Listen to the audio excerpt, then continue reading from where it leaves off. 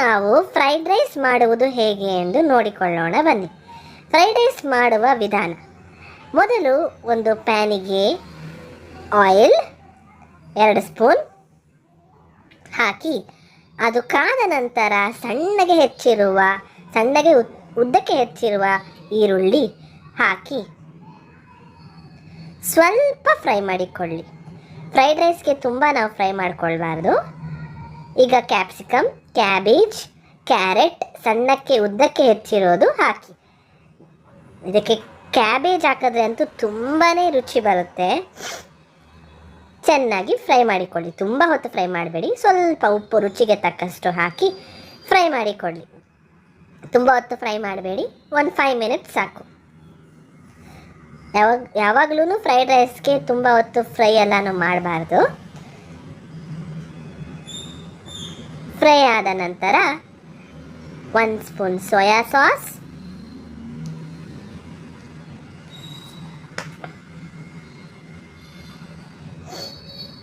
ಹಾಕಿ ಲೈಟಾಗಿ ಫ್ರೈ ಮಾಡಿ.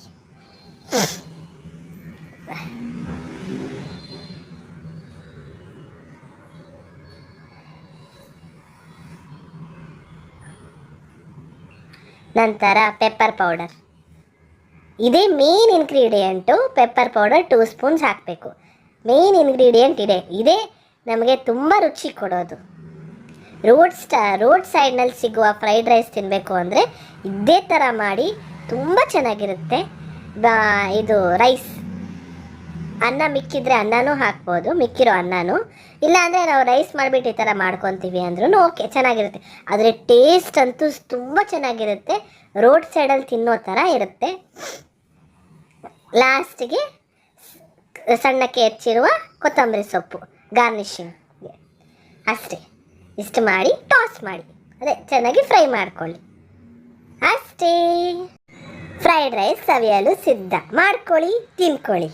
ನಿಮಗೆ ನಮ್ಮ ಚಾನಲ್ ಇಷ್ಟವಾದಲ್ಲಿ ಪ್ಲೀಸ್ ಲೈಕ್, ಶೇರ್ ಹಾಗೂ ಸಬ್ಸ್ಕ್ರೈಬ್ ಮಾಡಲು ಮರೆಯಬೇಡಿ. Thank you for watching.